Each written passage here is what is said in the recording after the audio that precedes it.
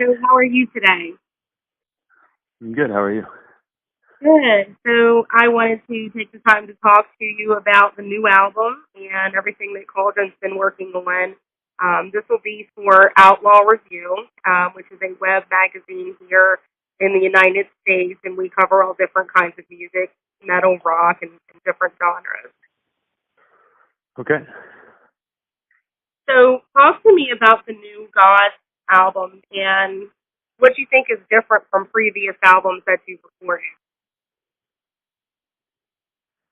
Well, we recorded it a year ago, and we spent the 2 years previous to that sort of putting it together when we had time. We went through a lot of shit in that period, like an accident on tour that put us on hiatus for a while, and just kind of a dark period for the band. Musically, I think it's kind of, what do you call it? I don't know. Like we pick up where the last record left off. It's like a natural evolution of where we were headed. It sounds like the next record in line, and I think it's better produced, it's better performed, and better written than anything we've done in the past. Most definitely. Now, when you began in 2006 to now, tell me some of the things that maybe you've learned or some of the insights that you've picked up in all the time that you've been performing.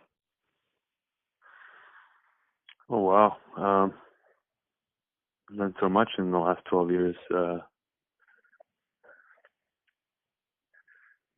Yeah, I don't know. Vocal warm-ups, taking care of yourself on tour. Um, I don't know. That's a pretty vast question. So it is definitely important to take care of yourself on tour. I know that you mentioned, were in a very bad car accident. Talk to me about anything that maybe has changed for the band since then. Um,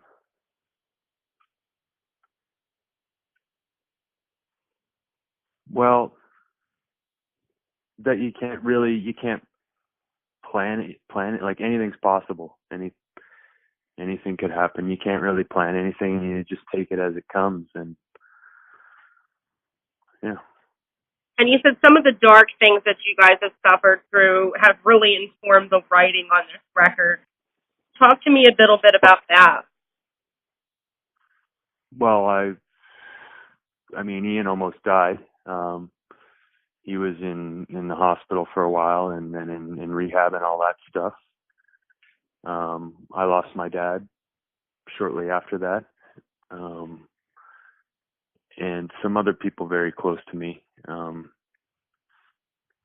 so that all that sort of affected the lyrical outcome of the record, but I don't think it really affected the musical side so much. And a lot of the ideas for the music we had already had even before the In Ruin record came out. So some of the musical ideas on the record are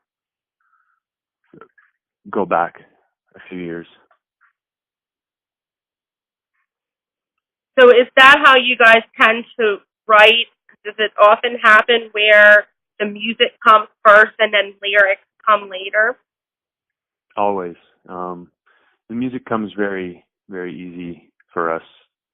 You know, we just get together and jam, or just picking up the guitar at home, or just the melody pops into your head when you're at work. But the lyrical part is more like that's the homework part. That's the part that's left till the end, and kind of the dreaded part. Oh, now we gotta write some lyrics to go with this melody. And so yeah, it's always last minute, and even up until we're in the studio recording it, lyrics are constantly being written and changed and rearranged.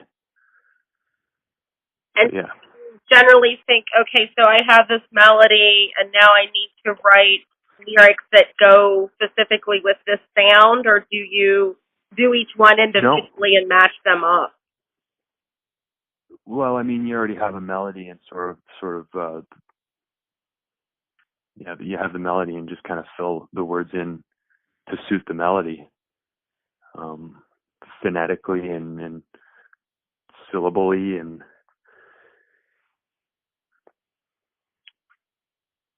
was there more to that question? Sorry. No, I think that pretty much sums it up. I think it's a little bit different way of working from what, maybe I'm used to, or I know some other bands where, automatically I get lyrics or something that pop into my head, and then, that would be the first thing I would think of would be the writing end of it. So it's just a Yeah, really no, not different. for us. Yeah, music's always first, and lyrics are more like the school part, and you kind of got to wait for something to happen in your life to inspire you to be bothered to write some shit down. At least for me, that's how it is for me. Right. Well, if you had to choose a favorite track off the album, what would it be and why?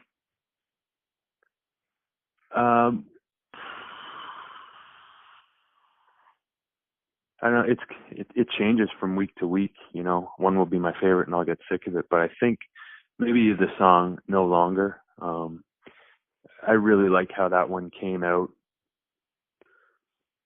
Just the performance and the production, and it sort of the melody. It all just really came together for me on that one. But I kind of know that the song "Letting Go" is kind of the most commercially accessible song on the record, and probably the one that tends to be most other people's favorite. But for me, it's "No Longer." How did the song "No Longer" come about?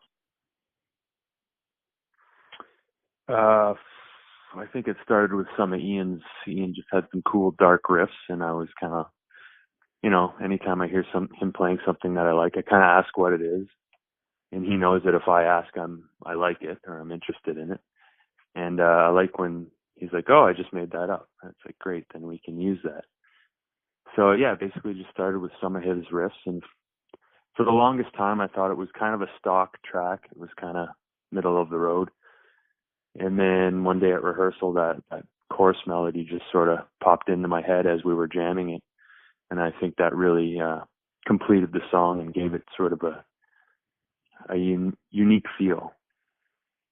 It's kind of like a new wavy melody, and it's not really typical of us, but yeah, I think it makes the track unique. I definitely agree. I think one of the songs that really caught my attention off the album is "Prisoner of the Past."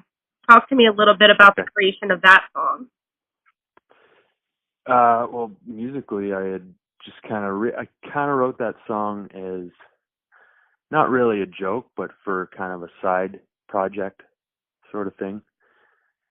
I forget. I think it was originally called "Divorce" or something. But Cauldron I never ended up using it for anything else, and Cauldron started jamming it.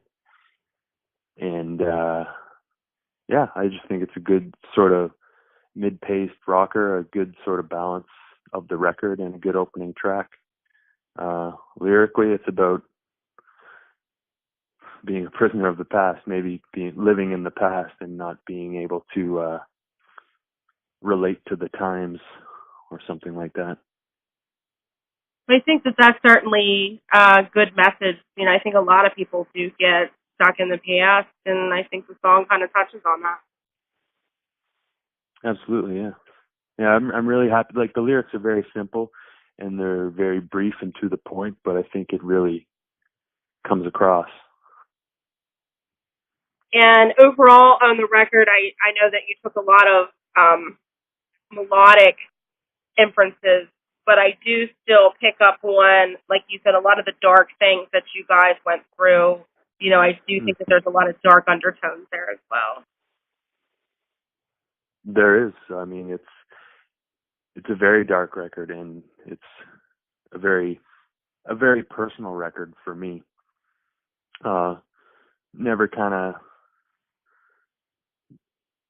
well, never been in that dark spot like that before, and so never really had to open up like that. But I think at the same time, I still kept the lyrics. I tried to keep them vague enough that it wasn't, maybe anyone could interpret it in their own way or relate to it on their own level. Right, and I certainly think that it is open enough that many people can relate, but some of the things that you mentioned that you dealt with, I think those are common things that a lot of people go through. So certainly being able to open up to that and express that in your music, I think people will be able to certainly relate and emphasize with it. I hope so. I mean, hopefully, yeah, because I listen to records that are kind of like that, and I can really relate to them. So I was just kind of trying to keep it open to interpretation, and not too specific to my personal experiences. Does it feel different writing and creating from that dark place as opposed to where you might have found influence in the past? It feels like a stronger final product. Something I like. I feel that they are the best lyrics we've ever written, and it just sort of somehow makes the music stronger than when you're just sort of writing because you have to write something.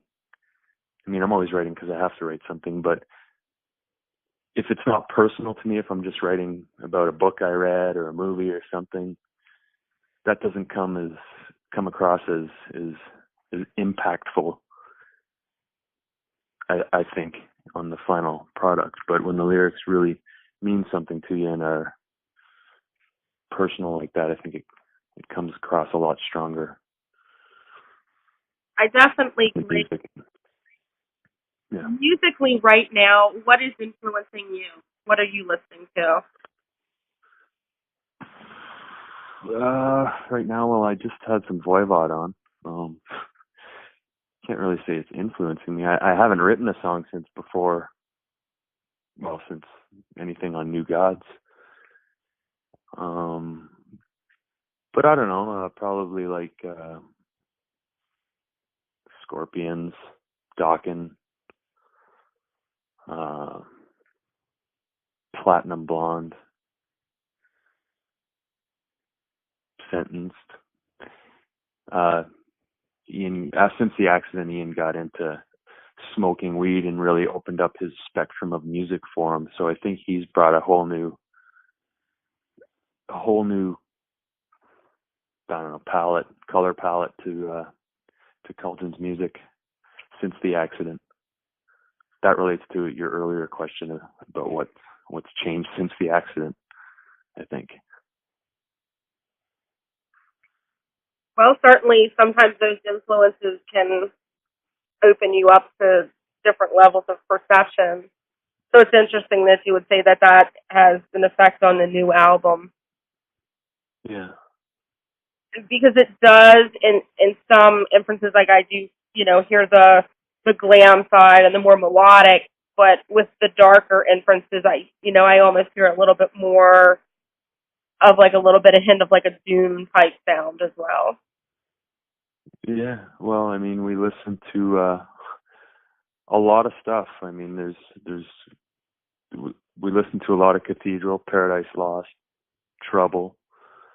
But we also listen to a lot of like Survivor, and Ian really likes the Wipers, and so there's a real vast sort of source that we get our inspiration from. But I think us just being us and our like my voice and our musical, I don't know, I think just us playing it gives it our own sound, and kind of we know how to refine it down and make it sound like Cauldron. It comes really naturally from us, no matter what kind of band or style of music we're taking influence from. Most definitely. And like you said, the things that you've been through certainly help to shape that as well. Yeah, I think so. I mean, maybe more subconsciously, but yeah. So tell me what you've been doing to promote the new album and where all we might be able to purchase it. Well, we just did a few shows in the States. We just played Toronto on Saturday, and we're heading off to Europe tomorrow for a few weeks. Where you'd be able to purchase it, probably anywhere online or record stores that support heavy metal or hard rock and heavy metal. I mean, I bought my copy on Amazon. Well, we'll definitely make sure that we post up some links for you of where your music is available so that everybody can check out the album. I did see that it was available to stream on Spotify. Yeah. I think if you go to our Facebook page and click on like the picture page, the main picture on the page, it's got like a pre-order link that kind of goes to all the different platforms, digital or physical or whatever you choose. Awesome. We'll definitely check for that and definitely share that out. Excellent. Now, are there any plans to create any videos for any of the songs off of the album or anything like that that you might be working on? Yeah, well, we were talking about a video months ago back in the springtime, and just sort of between what we wanted to do and scheduling and the director we wanted to use and everything, we couldn't get anything to line up.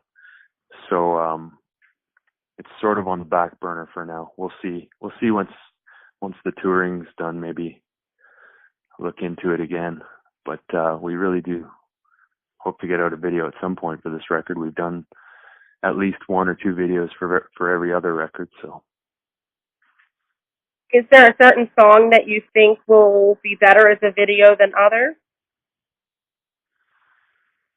I think everyone sort of has their own song that they'd like to do, but I think probably Letting Go would be the one that we do a video for, I think. Definitely. We'll have to check that out when it's available.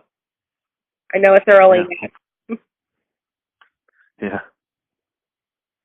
So what else is coming up for Cauldron in the next few months? That's it. We just got this European tour, and then we sort of, our drummer just had a kid, and so we're bringing back an old drummer to do the European tour. I have a kid on the way in November, so it's really sort of limited our tour cycle for this record. I mean, originally the record was supposed to come out in the spring, and that would have gave us lots of time to promote it. It got delayed, not on our end, but the record company kept pushing it back, and then that really sort of limited our touring cycle for this record due to kids and family. So it is what it is. We're trying to do as much as we can for it while we have time, and hopefully we'll get back out and do some festivals next year. That's sort of the plan for next year. Not a lot of touring, but more festivals. Well, festivals are always great because you can reach such a wider audience. Yeah. Get more people in one shot. Right, absolutely. And congratulations to both you and your drummer on the birth of your children. Thank you. Anything else that I haven't touched on or anything else that you want to share with our readers today? No, not real. I mean, just be honest to your ears.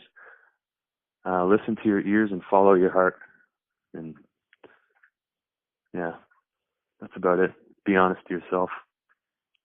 I think that that's a great message, and I think that that really speaks to New Gods as well, because I think it's a very honest record. Thank you. And I certainly appreciate you taking the time to speak with me today. Oh, well, same to you. Thanks for your support. And absolutely. Absolutely. Love the new record and can't wait to see what comes up next for you guys. Thank you, Kristen. Thank you. You have a wonderful day. Okay, you too. Thank you. Take care. You too. Okay. Okay. Bye.